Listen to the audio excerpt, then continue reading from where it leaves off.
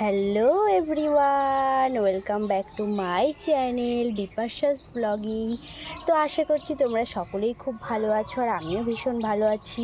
তো চলে এসেছি নতুন আরেকটি ভিডিও নিয়ে। দেখো, আমি আর আমার মাম্মাম রেডি হয়ে গেছি।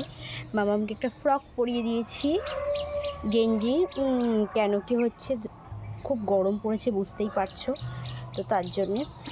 আর আমরা রেডি হয়েছি, তার মানে বুঝতেই পারছো যে কোথাও একটা যাচ্ছি। কোথায় যাচ্ছি? আমরা দাদু বাড়ি বেড়াতে যাচ্ছি। হ্যাঁ, আমার হচ্ছে কাকার মেয়ের হচ্ছে জন্মদিন, ইস্যু। অনেক ভিডিওতে তোমরা দেখেছো আগে পরের, তো ওরই জন্মদিন আজকে। তো সেই উপলক্ষেই একটু ছোটোখাটো আর কি ফ্যামিলি নিয়ে আর কি ছোটো একটা অনুষ্ঠান, কেক কাটা হবে, একটু খাওয়া দাওয়া হবে। তো তার জন্যে আমাদের ইনভাইট করেছে, তার জন্যে আমি আর আমার মেয়ে যাচ্ছি। কিন্তু দেখো, এখানে প্রায় 1 ঘন্টা ধরে দাঁড়িয়ে আছি, এখন একটা টোটো পাইনি। কীরকম রাগ ধরে বলো? তো আমার হাজব্যান্ডকে বললাম জানো তো একটা টোটো খুঁজে দিতে। ও বলছে যে কোনো টোটো আসছে না।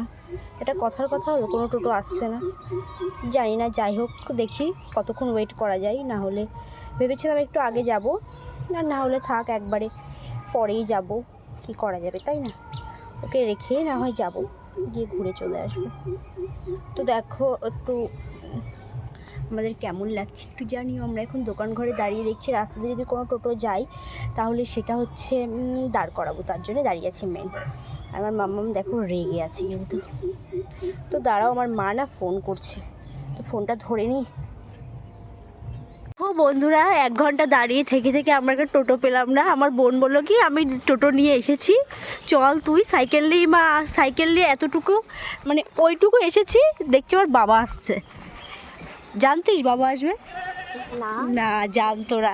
এত সুন্দর টোটো, দেখো কি সুন্দর টোটো রিজার্ভ করেছে আমার বোন, আমাকে নিচ্ছে।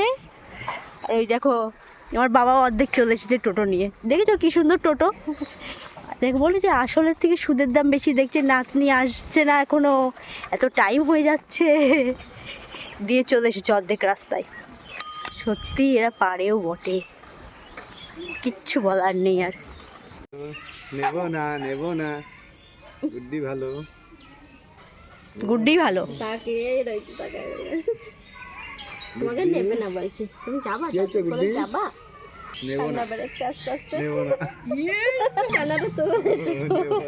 নেবে না তোমাকে, নেবে না দাদু, নেবে না। গুড্ডিকে নেবে। গুড্ডি গুড্ডি গুড্ডি গুড্ডি। আর মুখটা একটু মুছি দে তোর। 8টা মিনিট মুখ খোলাতে খোলাতে। তো বন্ধুরা, তোমরা আগের ভিডিও ক্লিপটা দেখে কি কিছু বুঝতে পারলে?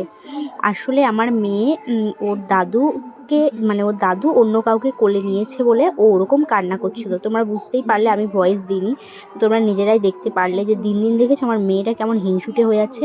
মানে ওর দাদু কেন অন্য কাউকে কোলে নিয়েছে, ওকে কেন নেয়নি? তো তার জন্য তারপরে যাই হোক, আমার বাবা ওকে দিয়ে দিল। ওটা হচ্ছে আমার কাকির বোন ছিল, টুলি মাসির মেয়ে, ওর নাম গুড্ডি। ভিডিওতে তোমরা দেখতেই পাচ্ছিলে। তো দিয়ে তারপরে আমার মিহিমামকে কোলে নিল।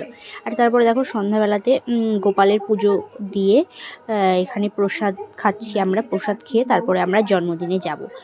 তো এখানে দেখো আমরা সবাই মিলে গল্প করছি আর হচ্ছে প্রসাদ খাচ্ছি। এরকম সময় পেলেই না আমরা গল্প করি, জানো তো। তো এই দেখো, আমার কাকি বাড়ি যাওয়ার আগেই পরে আমার বান্ধবীর বাড়ি, ছোটোবেলার বান্ধবী, একদম ছোট থেকে ওর সাথে পড়াশোনা, স্কুল, প্রাইভেট, টিউশন বলো, সব জায়গায়, বাজার ঘাট যদি কোথাও যেতাম আমরা একসাথেই যেতাম। আর একজনও আছে, আমরা 3 জন এরকম ছিলাম, জানো তো, 3 বান্ধবী। তো ওর ছেলে হয়েছে, আসবো আসবো করে আশাই হয়নি। দেখো দেখো ঘুমোচ্ছে ছেলে।